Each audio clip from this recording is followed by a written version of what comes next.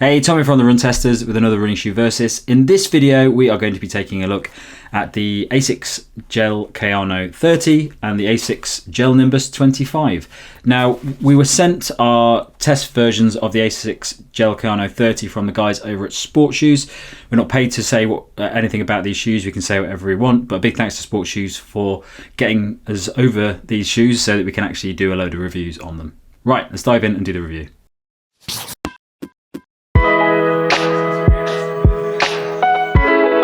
The Asics Gel-Kayano 30 costs £180 or $160, weighs in at 300 grams or 10.6 ounces for men in a size 8, and the drop is 10mm. The Asics Gel-Nimbus costs £175 or $160, it weighs in at 298 grams or 10.5 ounces for men in a size 8, and the drop is 8mm. The Asics Gel-Kayano line has long been synonymous with all-out stability. For those runners looking for a high level of support, it's an option that sits at the top of the list, but has offered little versatility for runners who want a balance of stability, comfort, and enjoyment.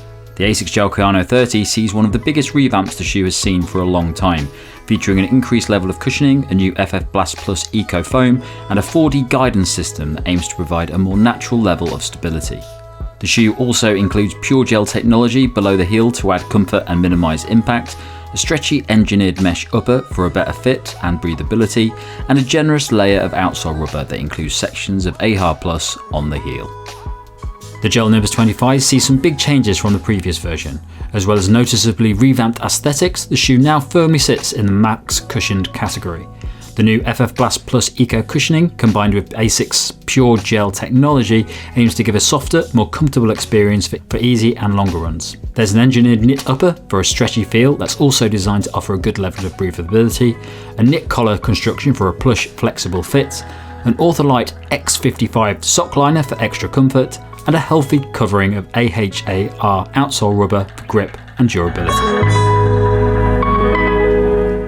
So unsurprisingly, these two shoes have a pretty similar fit. I'm the same size in both. I've got UK 9s here, and that's a US 10. That's the same size I have across Asics' range, and they're nice, roomy shoes. I've actually also tested an 8.5 in the Kayano, and that's a little bit snugger. I definitely would stick to your normal size. You get a nice amount of room in the toe box, good hold around the heel and midfoot. Yeah, no concerns at all with these shoes in my normal running shoe size. So the fit for me in these two shoes, I would definitely buy these in my UK size 8. These are both size 8s. I'm UK size 8. They're a very comfortable shoe. There's a nice bit of space in the forefoot before in front of the toe, but not too much.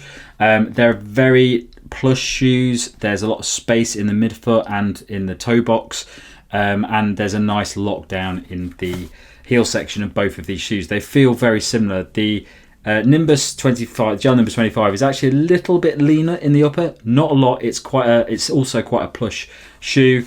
The Gel-Kayano is a really padded plush shoe. It's very comfortable. What I have found with both of these shoes is that when I'm out running in them, I feel like they're very secure, very comfortable, and have a nice bit of stepping comfort in them. So I would stay to my UK size 8 in these shoes. So the Kayano and the Nimbus have sat atop their respective ranges within Asics' range for a while, and there used to be quite a clear difference between the two shoes. You know, you had the neutral, comfortable Nimbus, and then the stability Kayano was a bit firmer, had some more noticeable stability elements. But with this generation of the shoes, they really have come a lot close together. A lot of the similar ingredients in both shoes with those big FF Blast Plus midsoles and the PureGel there, and they have quite a similar feel underfoot, I'd say. Like when I ran in both at the same time, you know, the degree of similarity was actually a little bit surprising. You know, I expected it to be quite similar. Like they do feel very soft and cushy underfoot, both of them. You know, the stability elements on the Kayano aren't like immediately noticeable, and I'd say the differences between them probably tell more over the course of a long run. I think the extra softness you do have with the Nimbus comes to play a fair bit more, slightly smoother ride, just a little bit more comfortable, I'd say. But the Kayano is certainly still comfortable, smooth, all those things as well, but you do feel a little bit more firmness, and the stability elements come into play when you start going on those long runs. So yeah, they're both really good shoes, I will say that. Like, they're very comfortable to use for long distances. I really like the Nimbus. I was a bit underwhelmed by it at first, but when I started to use it more and more, I really have come to like it a lot as one of the few max cushion shoes that I really do like and would use a lot for cushioned easy runs. And then the Kayano, I'm not a stability runner and I haven't used it, a huge amount in the past as a result, but this latest version is certainly a shoe I think that will appeal to both neutral and stability runners. It's really comfortable, it's not very intrusive, and even as a neutral runner, a little bit of extra support is certainly no bad thing at the end of long runs when you are on tired legs. So there's a lot of similarities between them for sure, but I do think you get a little bit of slightly softer ride, a slightly smoother ride with the Nimbus, because you don't have some of those stability elements that are in the Kayano, but it is still a very soft ride itself, I'd say. Okay, so this Versus has cropped up because these are two shoes that we would probably not have compared in the early iterations of both of these shoes. But the Asics Gel-Nimbus 25 is a fantastic shoe to come out this year. It's a really nice update to the older version of these shoes. It's almost a complete redesign of the previous version. It's a very comfortable, enjoyable, balanced max cushion shoe that is just great for longer runs, but it's also a little bit versatile as well. So it's one of our favourite shoes this year. We've all really enjoyed testing this shoe. The Asics Gel-Kayano 30 is a shoe that in its previous versions, the 29 and before, I really didn't like the Kayano. I just thought it was a really full-on stability shoe. It wasn't designed to be accessible by people that didn't need full-on stability. It felt very clunky, it felt very heavy for me, and I just didn't enjoy running in it. When you were out running in it, you knew you were in a stability shoe, and it just didn't feel very versatile.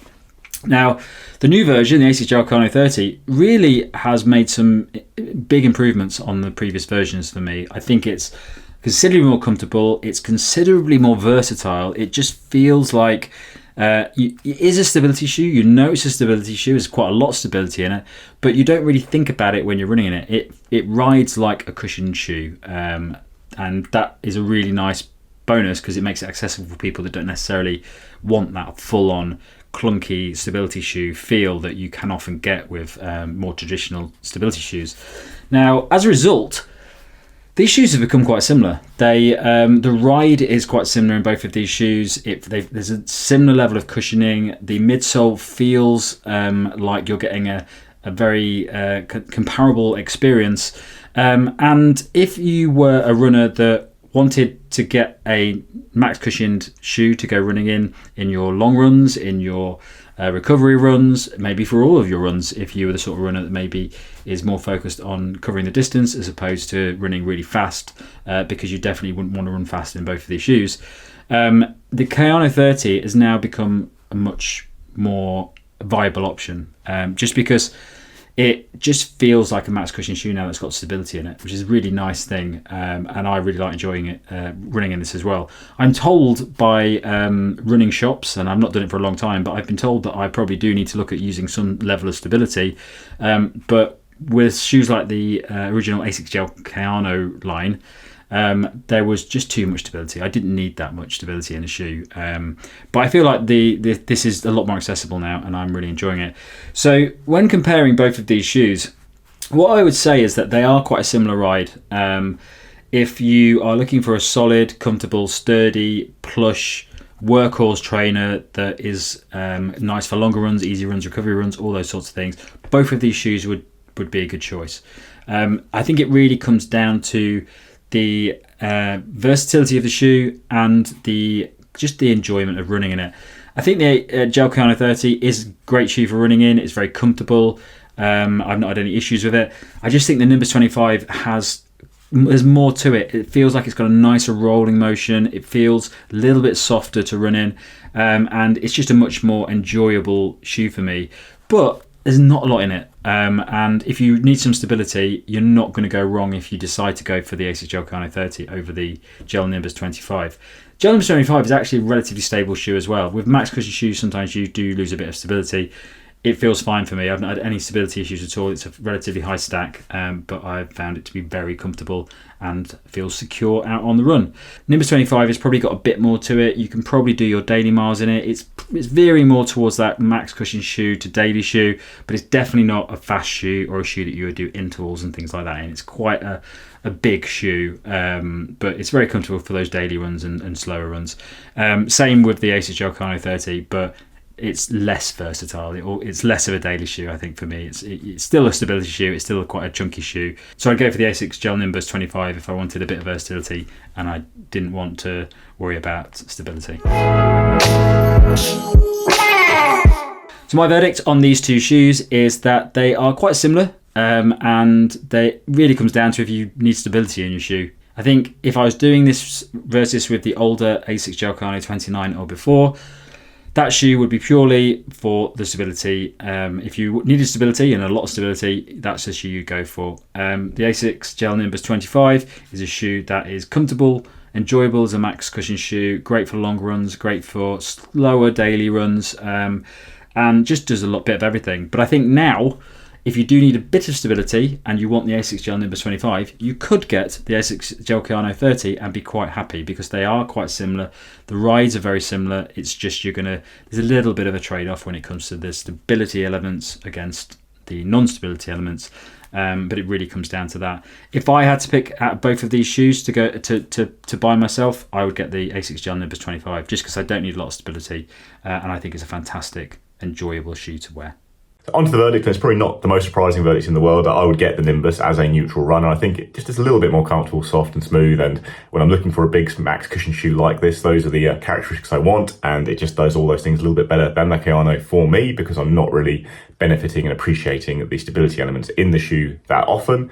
But I will say there's certainly a case for getting the Kayano, even if you are a neutral runner, if you are thinking that maybe you value a little bit of extra support at the end of long runs, like deep into marathon training, that kind of thing, you can certainly use this shoe as a neutral runner, and it's very enjoyable to use for the same kind of runs I'd be using the Nimbus for. But I do find the Rider Nimbus just a little bit more enjoyable on long runs myself, thanks to the slight extra cush you have with this shoe. So yeah, both very good shoes, expensive shoes, lots of similarities across the board, but unless you have a real need for quite a lot of stability, I would go for the Nimbus myself, because it is still a very stable shoe itself. It's a very wide shoe. I mean, they're both incredibly wide shoes, but and it doesn't really give me any problems on that front at all, despite the high stack. So it ticks all the boxes I need from a big cushion shoe like this. Okay, so that's it from us on the Asics Gel-Nimbus 25 and the Asics Gel-Kayano 30. Don't forget to like, subscribe, click the little bell, and if you go into the caption below, you can find a link to our monthly podcast, which comes out at the end of each month. And if you want to find out more about the Asics Gel-Kayano 30, you can click on the link below and read about all the other features of the shoe. Thanks for watching. We'll catch you next time.